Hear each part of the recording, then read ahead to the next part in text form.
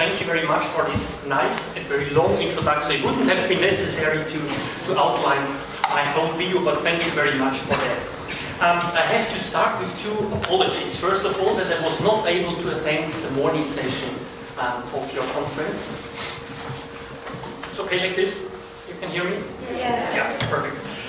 And the second one, normally I would prefer to stand and give the presentation standing, but I think the layout is better if I stay sitting, and you can see also the PowerPoint presentation behind me. What I'm actually going to do today is to briefly outline the problem of European historical memory, approaching this topic more from a political side, so the feasibility of such an attempt, the challenges associated with it, and potentially the way forward in the years to come.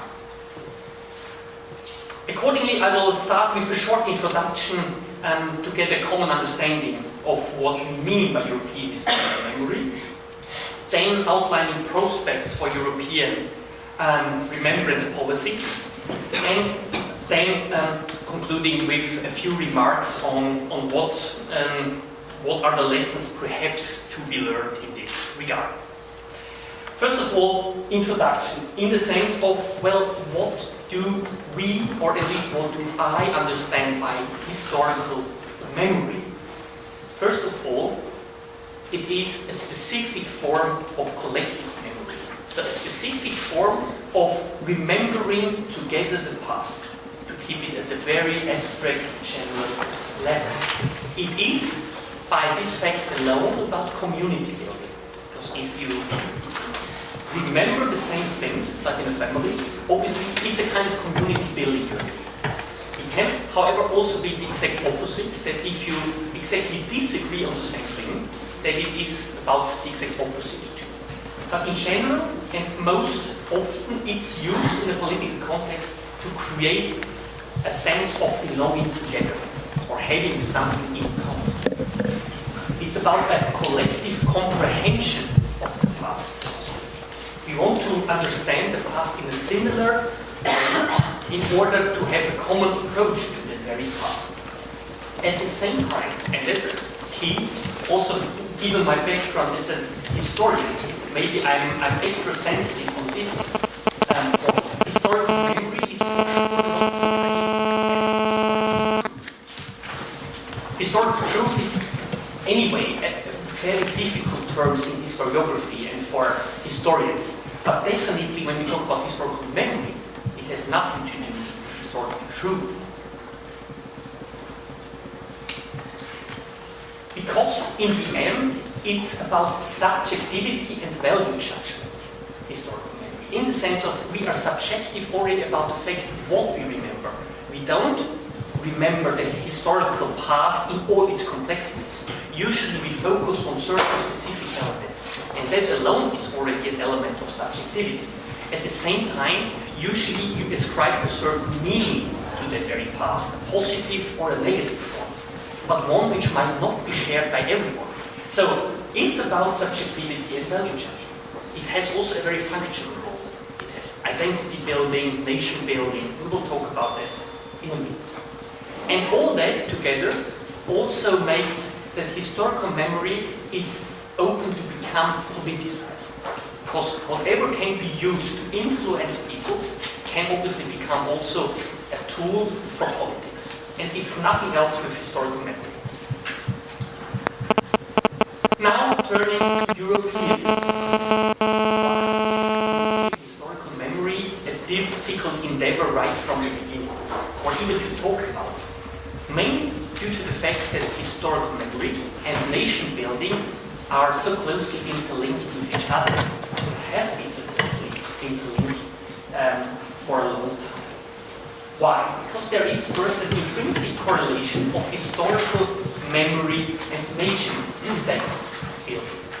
History can serve as a point of reference. Think of the United States, the 4th of July, Independence Day. So it's a specific moment in the long past of American history which is remembered most. And it's around this day that American identity was largely built. It's not the only point, but it's one crucial. At the same point, At the same time, history can also serve in a way as a point of contrast. Think of the Polish example, you know, the Polish separations. So like something which is negatively commemorated, and to define yourself being like in between great powers, having a difficult situation. This is just two examples to give you an idea of what I mean here. And you might find many other examples too from your respective national backgrounds. National historical memory is obviously always very specific, and you make selective reference to the past. I already mentioned that a minute ago.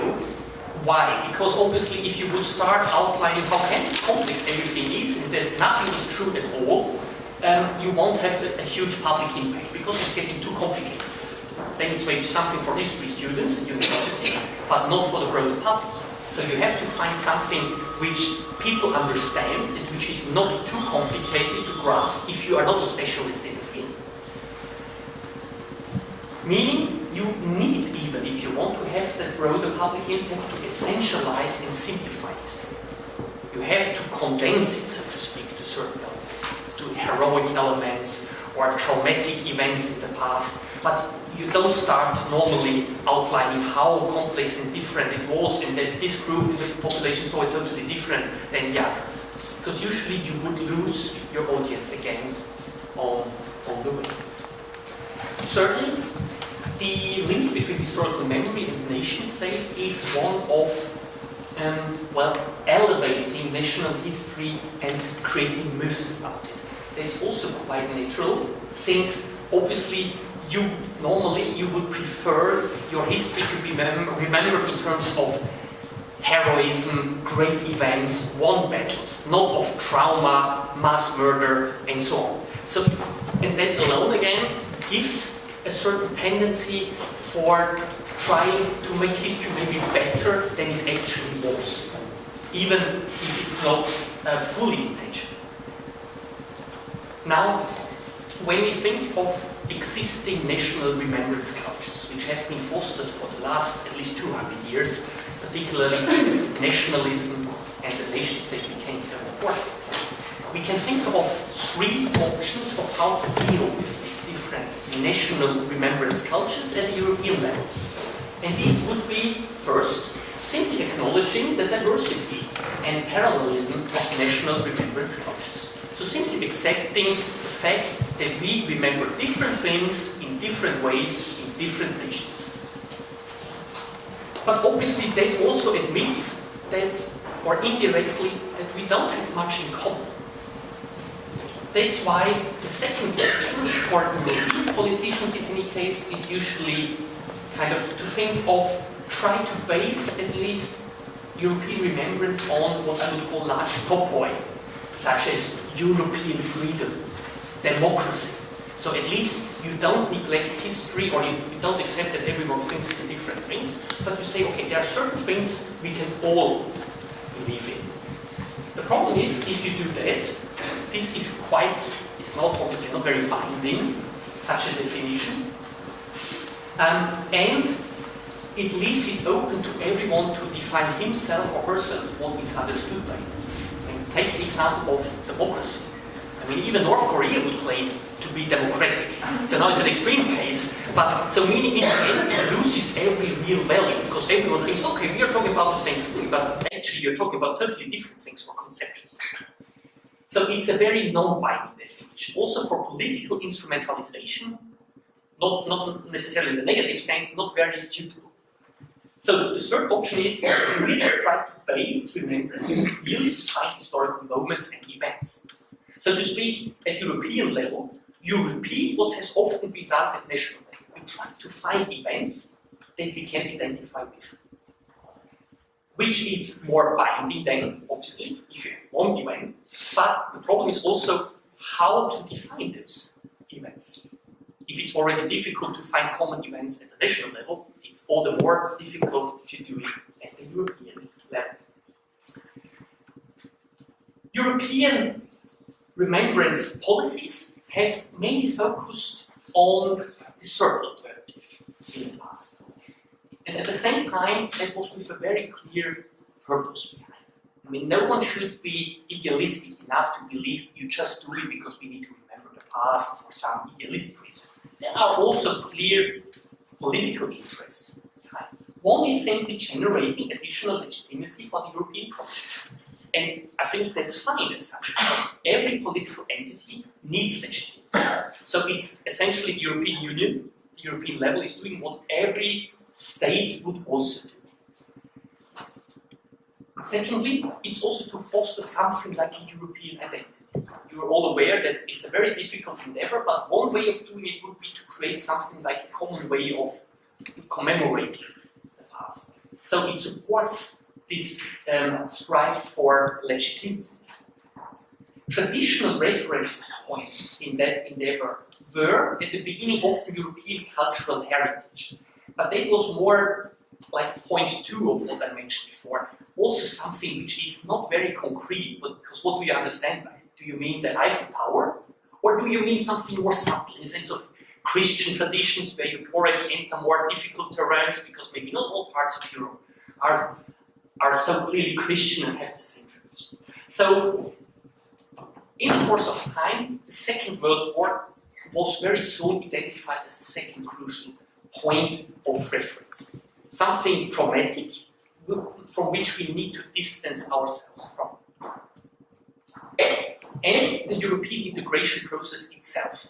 So reference to the success of European integration, the achievements from the European Community for Coal and Steel to the European Union we have today. But since the 1990s, and here is also the link to 1899, you see a certain shift from these traditional reference points to 2 even more specific ones, which is on the one hand the Holocaust, and at the same time 20th century totalitarianisms, and I have it in the plural, because you clearly see here the influence from the enlargement in the East, also the idea that Stalinism being an equal evil to National Socialism and fascism, which creates certain problems at European level. Now, but before, what is the EU actually doing? Now, I've nicely outlined that there is something like a remembrance policies, but you might be wondering, well, what is the European Union doing? And actually, there are a few things it is doing. First thing are simply awareness-raising political initiatives, meaning usually resolutions, for example, on declaring the 23rd of August the day of commemorating all victims of totalitarian regimes. The 23rd of August, as we chose, it was the day of the signing of the Molotov-Ribbentrop Pact, just before the beginning of the Second World War. So also as a symbolic date where the 2 evils of the 20th century work together. And to commemorate this day as the day for all victims of totalitarian regimes. So that was an awareness-raising political initiative.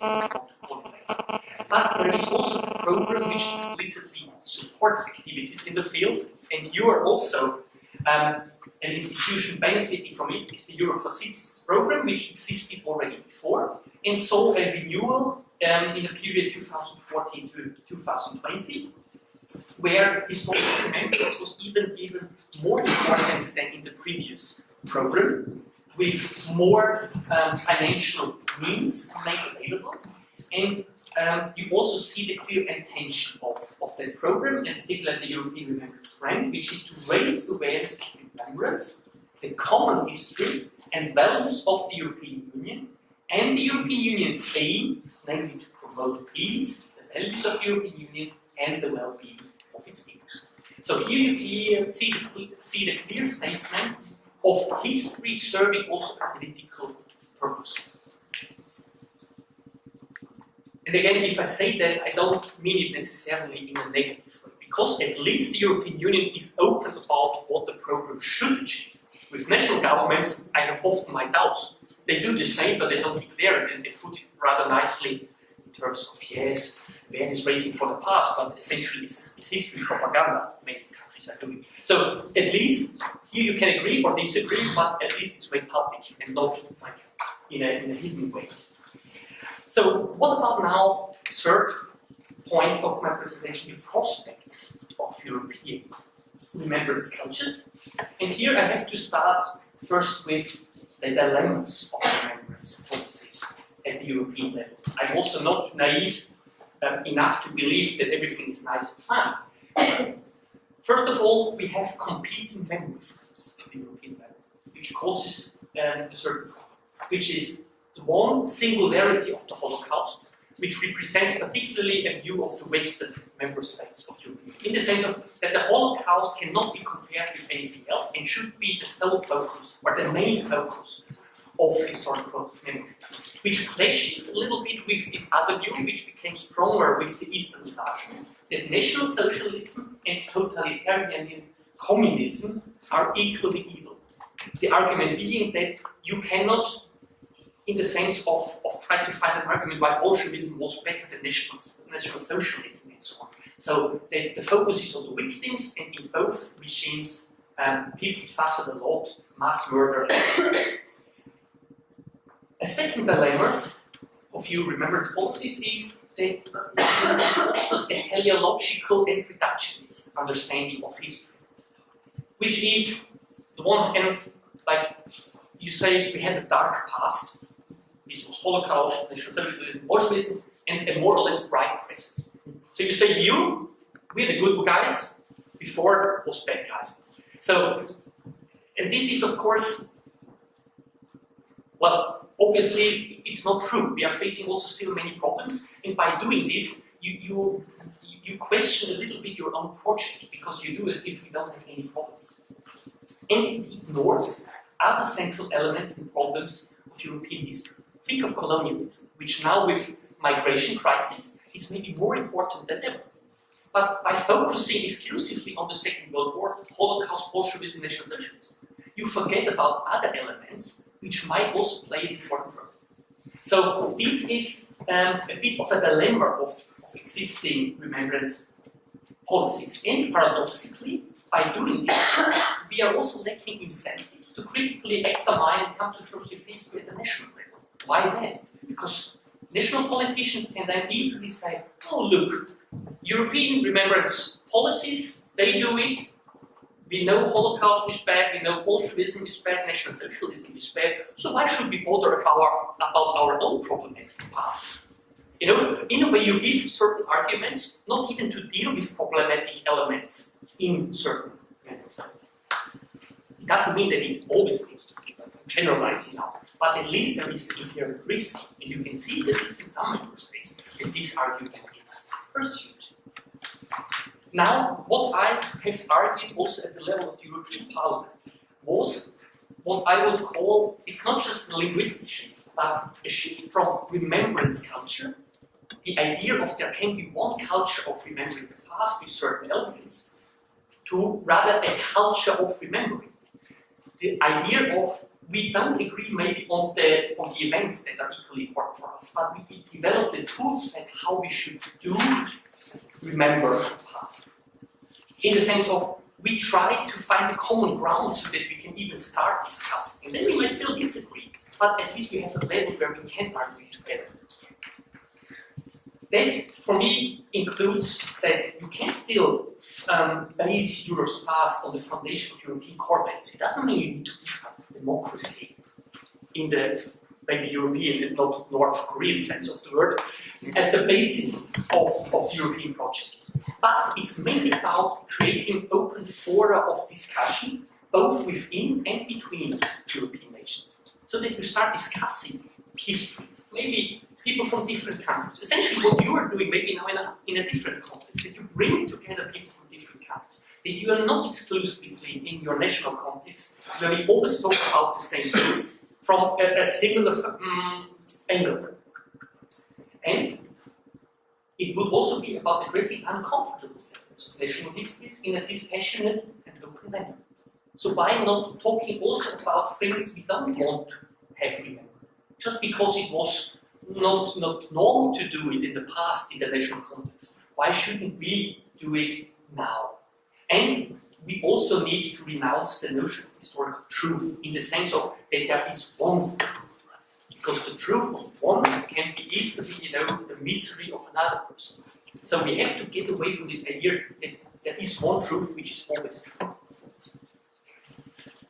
And we have also to acknowledge the risks of any remembrance policy, even if it's with good intentions, but it can easily turn in ways we don't want it. And in this context then, I thought the main role is not with remembrance, it's not on education policies. We have to start with education. We have to raise awareness for European diversity, both in the past and the present, provide the necessary means to address national histories impartially and in broader trans-European contexts, and encourage young Europeans, as you are, to become actively involved in discussing history and to contribute to an informed historical memory. That requires adaptations of curricula and principles of teaching. I mean, if we still have a situation that in national curricula 95% of history is national history, it's a bit hard to communicate beyond the borders of your nation. And at the same time, if like the form of teaching is your teacher tells you the dates of the main battles and when the kings lived, it's also a bit hard to develop like something of a critical culture. And at the same time, it's clear that also teacher training plays an important role in this context because of the multiplier effect alone. So if you don't have the teachers on board, it will become a very difficult endeavor. Two. Finally, what would be maybe political recommendations for politicians, which after all have to decide these things? Not necessarily at European level, since you know the education policies is under the competence of the member states, but for national level. First, to recognize history as an, and historical memory as an elusive concept. It's not something you can clearly define and pin down. Secondly, to raise awareness of the difficulties of trans-European historical memory. But at the same time, also acknowledge that the EU has made some achievements in fostering historical remembrance, for example, by the Europe for Citizens program, agreeing to getting young people.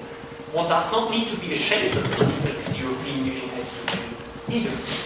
At the same time, addressing the shortcomings of existing EU memory policies, as I said, the focus on very specific elements and so on. At the same time, try to develop a European culture of remembering rather than a remembrance culture, and acknowledge the central role of education there. And finally, making utmost use of European means, financial and otherwise, to support national policies. Be it, for example, through the Erasmus Plus program and mobility exchange of students and staff. Why not having maybe a history teacher, a Polish history teacher, teaching history in Germany for half a year? And the other way around. Maybe that would give the students in the respective a totally different view on the very same event. I don't know in this context, maybe this is now a bit anecdotal, but does any one of you know the films Flags of Our Fathers and Letters from Iwo Jima? The Clint Eastwood production, where you had this attempt of showing the same event, the Battle of Iwo Jima, from two sides, the American side and the Japanese. And suddenly you realize, if you turn around the perspective, how different things suddenly look like. And it's much harder than to say, like black and white, good and bad, if you try to understand both sides. Conclusions. I think what I discovered, having worked in academia in the political context, obviously the academic and the political discourse are often quite different. This is maybe not surprising, but it was a little bit, in a sense, to the degree in which the two are different. Both, however, are a little bit reductionist, but in particularly the political discourse, in the sense of what we said, it reduces complexity, which the historian would try to add, the politician tries to take away. So it's a bit of fighting two paradigms. It has a very functional role in the political context. Functional in the sense that it serves a purpose. And it's not about getting a more scientific view on the past. It's about legitimacy, creating identity, and so on. The negative foundation myth, I call it negative foundation myth, of Holocaust, National Socialism, Bolshevism, is an opportunity for the European Union, because obviously you can clearly distance yourself from everything that happened there. But it's also a bit of a peril, because you link yourself in, like, on a permanent basis to those events. Meaning, it's hard to create a positive narrative yourself. If you always distance only yourself, you say, this was bad, but in a way, kind of, you remain stuck in the past. You know what I mean? In the sense of you are concerned more about distancing yourself from the past than dealing with the present and developing projects for the future. And what I also realized is there is aspiration and reality. When European politicians talk about we have to create a stronger awareness for the for common European elements, and then you check history textbooks at high school level. Let's say 95 or 98% national histories. I'm thinking we are starting at a totally wrong level. You know, we are talking here, and we don't even learn about the history of our neighbors. And there are misconceptions, I think, which contribute to a certain problematic of the situation. Misconceptions about European historical memory, what it should serve. It shouldn't be at the political level about defining this was good and this was bad. It should be what I think about trying to come up with a critical young people, being able to assess the past on their own. But I think there is also a misconception of European citizenship underneath this misconception of European historical memory, which is that citizens should not simply be like believing the same thing and creating legitimacy for a political project such as the European Union. But citizenship should be about having independent, critical, and open young minds. In that sense, thanks for your attention.